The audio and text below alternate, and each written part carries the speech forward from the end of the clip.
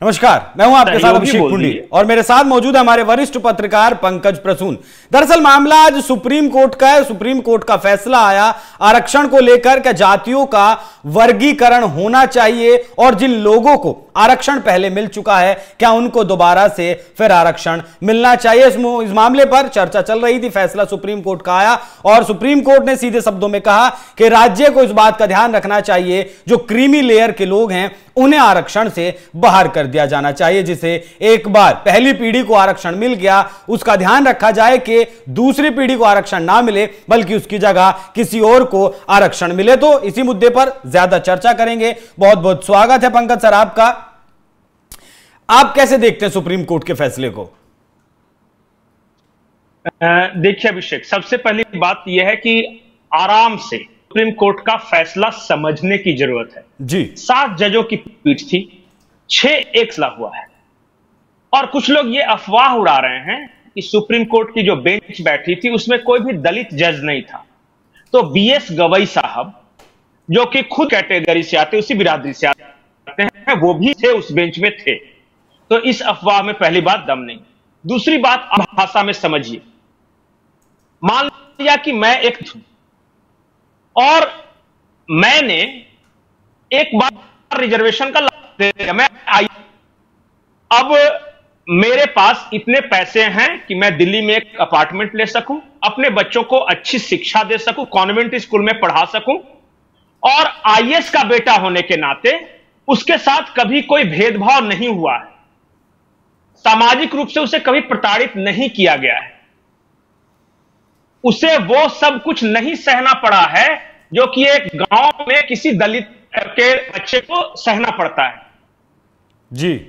मैं आईएएस हूं, मेरे आगे पीछे नौकर चाकर हैं, मेरा बच्चा जो है वो कॉन्वेंट स्कूल में पढ़ने जाता है, उसके पास वो सारी सुख सुविधाएं मौजूद हैं जो कि किसी भी क्लास 1 ऑफिसर के बच्चे को मौजूद। उसे कभी भी सामाजिक प्रताड़ना का शिकार नहीं होना पड़ा है क्योंकि वो आईएएस का बच्चा है। कौन आईएएस के बेटे के साथ इस तरह भेदभाव करेगा और किस तरह जातिगत भेदभाव तो नहीं करेगा। तो सुप्रीम कोर्ट ने सिर्फ इतना कहा है कि वैसे बच्चे जो कि ऑलरेडी संभ्रांत वर्ग में आ गए हैं, जिनके पास पैसे हैं, वो सब कुछ फायदा उठा सकते हैं। जैसे किसी मुख्यमंत्री का बेटा है, मैं उदाहरण के लिए सिर्फ बता रहा हूं कि मान लिया कि हेमंत सोरेन है और इनका बच्चा है। अब हेमंत सोरेन के जो पिताजी थे वो भी मुख्यमंत्री रहे, राज्यसभा सदस्य रहे, सांसद रहे, हेमंत सोरेन खुद मुख्यमंत्री है। अब बेटे को न समानता का शिकार होना, न उसे इसकी पढ़ाई लिखाई में किस तरह की कोई बाधा आई, वो सबसे बढ़िया स्कूल में पढ़ता है, न परिवार में इस तरह का कोई अभाव था जिसकी वजह से उसे किसी तरह की समस्या हो। तो सुप्रीम कोर्ट ने सिर्फ इतना कहा है कि एक काम कीजिए कि आरक्षण उतना ही रहेगा। मतलब आरक्षण में कोई है, अगर 100 में मान लिया कि 12% या 14% या 27% आरक्षण है तो रहेगा उतना ही, कोई इसमें कमी 1.001% की भी कमी नहीं आई है। लेकिन सिर्फ यह कहा कि जैसे मैं उदाहरण देता कि उस आईएएस के बच्चे को ना देके या इस हेमंत सोरेन के बच्चे को ना देके उन्हीं के गांव के, उन्हीं की बिरादरी को किसी दूसरे बच्चे को दे दो ताकि वो भी आगे बढ़ सके जी, वो भी नौकरी पा सके, कल को उसका और उसके परिवार का भी भविष्य और जो आने वाली पीढ़ियां उसका भविष्य अच्छा हो सके। तो सिर्फ इतना कहा है। बहुत सारे लोग, मैं ट्विटर में ये देख रहा था कि वो कह रहे हैं कि SC/ST रिजर्वेशन के साथ छेड़छाड़ किया है। बिल्कुल गलत बात, कोई छेड़छाड़ नहीं हुई है। जितना बिल्कुल मिलेगा और जैसे मिल रहा था वैसे ही मिलेगा। तो फर्क क्या पड़ेगा? फर्क सिर्फ इतना पड़ेगा कि बड़े बड़े लोग जो कि चार्टर्ड प्लेन में घूमते हैं या फिर जो क्लास 1 ऑफिसर हो गए, सिर्फ उनके बच्चे को सुप्रीम कोर्ट ने सिर्फ एडवाइस किया है कि राज्य सरकार चाहे तो उन बच्चों की जगह पे, जो बड़े बड़े लोग हैं उनके बच्चों की जगह पे उसी वर्ग के किसी गरीब बच्चे को रिजर्वेशन का लाभ दे सकते हैं। इससे क्या होगा कि दूसरे को भी तो फायदा मिलेगा ना।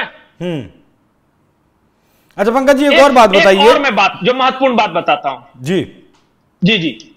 ये जो 2004 का ईवी चिनैया का फैसला था जिसमें कहा गया था कि जातियों का वर्गीकरण नहीं होना चाहिए, जातियों में जो उपजातियां हैं उन्हें आरक्षण का लाभ नहीं दिया जाना चाहिए, लेकिन सुप्रीम कोर्ट ने आज ये फैसला पलट दिया। आज ये कह दिया कि जो है आप जातियों में जो उपजातियां हैं, वर्गीकरण है, उसमें आरक्षण दिया जाना चाहिए, उसका क्या मतलब है वो भी समझाइएगा। देखिए क्या है ना कि जो जिस फैसले की आप बात करें उसमें एक तर्क दिया गया था और दिया गया था गरीबी हटाओ अभियान। आरक्षण हजारों वर्षों के और इसके कारण उन आत्मसम्मान के लिए दिया गया है उस वर्ग को, जो वहां पे तर्क था। तो आज जब बाद में बहस हो रही थी इस बात पे, यह मामला भी आया था उसमें, तो सुप्रीम कोर्ट का यह कहना था कि भैया है ना, आप ही के समाज के जो ज्यादा गरीब वर्ग हैं उनके साथ तो ज्यादा शोषण हुआ होगा, उनके साथ तो ज्यादा भेदभाव हुआ होगा, जो ग्रामीण परिवेश से आते हैं वहां तो सामाजिक परिस्थिति ज्यादा विषम होगी वैसे लोगों के लिए, तो सिर्फ उनको क्यों नहीं। अब मैं उदाहरण के लिए मैं किसी एक का नाम ही नहीं ले रहा हूं। अब बताइए, अच्छा जिसके पिताजी भारत सरकार में सेक्रेटरी है मान लीजिए, अब उनके बच्चों को जो विदेश में पढ़ने भेज दिया, अब उसके साथ कौन सा जाति के रूप में अपमान हुआ या भेदभाव हुआ। तो ये कहना है कि ठीक है आपका रिजर्वेशन सेम टू सेम वही रहेगा, कोई 1.0% छेड़छाड़ नहीं, सिर्फ यही की है कि आप अपनी ही बिरादरी के, अपने ही कास्ट के ज्यादा गरीब और जरूरतमंद को दे दीजिए।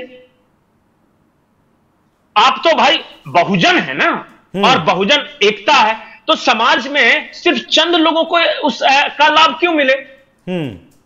अब चंद्रशेखर रावण का बेटा कैटेगरी के सीटों पर खड़ा हो सके या कोई दूसरा नहीं हो सके, या सरकारी नौकरी में अगर उनका बच्चा मान लिया कि कल को जाके क्लास 1 ऑफिसर हो सके, तो उन्हीं के गांव का, उन्हीं के भाई बंधु का कोई बेटा नहीं बन सके, ये तो उसी समाज के साथ अन्याय है ना। यही तर्क था। देखिए अभी जब मोदी सरकार आई थी, तो 2014 की मैं बात कर रहा हूं, तो इनका पहला या दूसरा कैबिनेट था, मुझे एग्जैक्ट याद नहीं, लेकिन तुरंत सरकार बनने के तुरंत बाद एक रोहिणी कमीशन बनाई गई थी, और रोहिणी कमीशन ने पूरे देश में आरक्षित वर्ग, जो कि जैसे जो ओबीसी कैटेगरी में है या जो एससी कैटेगरी में है, एसटी कैटेगरी में है, उनके बीच एक स्टडी किया है। और जस्टिस रोहिणी थी, सुप्रीम कोर्ट की रिटायर्ड जस्टिस थी वो रोहिणी, उन्होंने अपनी सिफारिशें सौंपी है केंद्र सरकार को, और उसमें यह कहा गया है कि कुछ वर्ग, जैसे कि एससी समाज में ही कुछ वर्ग ऐसे हैं जो लगातार आरक्षण का लाभ लेते जा रहे, दूसरे लोगों को नहीं मिल रहा है। उसी तरह एसटी कैटेगरी में कुछ जातियां ऐसी हैं जो लगातार आरक्षण का लाभ उठा रही हैं और बाकियों को मौका ही नहीं मिल रहा है, उसी कैटेगरी की दूसरी जाति को मौका ही नहीं मिल रहा है। तो क्या हुआ, जस्टिस रोहिणी कमीशन ने अपनी रिपोर्ट सौंप दी, उस रिपोर्ट को केंद्र सरकार के पास भेजा और राष्ट्रपति का भी अनुमोदन मिल गया है उस पर। उसमें रिपोर्ट में सिर्फ यह बात कही गई है कि पहचान हमने कर लिया है कि किन लोगों को हमेशा आरक्षण का लाभ मिलता रहे। जैसे एससी कैटेगरी है, तो एससी कैटेगरी में कौन सी ऐसी जातियां हैं या कौन सा ऐसा परिवार है जो बार बार आरक्षण का लाभ ले रहा है, और कौन से ऐसे लोग हैं जिनको कभी लाभ ही नहीं मिला, उनकी हालत वैसी है जैसे 100 साल पहले थी।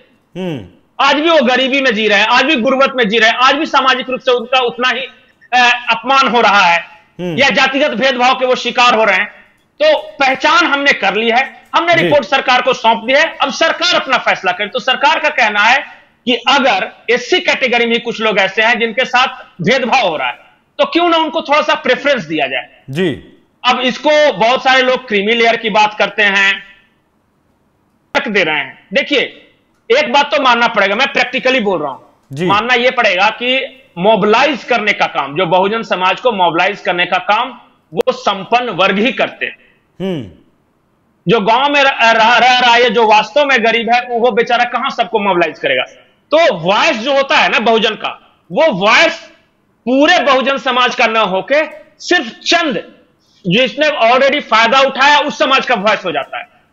अब मैं देख रहा था, पूरा आप ट्विटर देखिए या फिर पूरा सोशल मीडिया देखिए, पर्टिकुलर कुछ लोग जो कि एससी के हों या एसटी के हों या ओबीसी के हों, ये तो फैसला एससी एसटी के बारे में, पहली बात ओबीसी कैटेगरी का कुछ इससे लेना देना है नहीं, कुछ नहीं लेना देना है। तो अब एससी एसटी कैटेगरी के वही लोग आवाज उठा रहे हैं, की आलोचना कर रहे हैं जिनके पास ऑलरेडी वॉइस है। अरे भाई आप ट्विटर पे हो, अभी तो लिख पा रहे हो। पंकज जी, पार्लियामेंट में चंद्रशेखर रावण का मैं उदाहरण बताता हूं। चंद्रशेखर रावण ने एक ट्वीट किया कि इस बेंच में एक भी दलित नहीं थे, जब सब झूठ बोल रहे थे। मैंने तो बोला ना कि बीएस गवई साहब जो सुप्रीम कोर्ट के जज है इस बेंच में थे। पंकज जी देखिए, राजनेताओं की राजनीति झूठ सच बोलकर ही चलती है। उस बेचारे के पास सारे बेंच का लिस्ट नहीं है कि कौन कौन थे उसमें। जो राजनेताओं की राजनीति है वो झूठ सच बोलकर ही चलती है। पंकज जी मैं आपको नाम भी बता दूं एक बार, इसमें चीफ जस्टिस जीवाई चंद्रचूड़ थे, बीआर गवई थे, justice Vikram Nath, justice Belam Trivedi, justice Pankaj Mittal, justice Manoj Mishra और जस्टिस सतीश चंद्र मिश्रा शामिल थे। पंकज जी सिर्फ एक लाइन में आपसे चाहूंगा, एक लाइन में सुप्रीम कोर्ट के फैसले को आप कैसे जस्टिफाई करेंगे, सिर्फ एक लाइन में? देखिए क्रांतिकारी फैसला है और बहुत लंबे समय से इसकी मांग हो रही है, आज से नहीं हो रही है। और 90 के दशक के बाद से ही बहुजन समाज के ही कुछ लोग या एसटी समाज के ही कुछ लोग ये मांग उठा रहे थे कि भाई कुछ चंद परिवारों का कब्जा हो गया पूरे रिजर्वेशन सिस्टम पे। ठीक है। और ऐसा लग रहा है कि सिर्फ उसी परिवार को मिल रहा है सारा फायदा।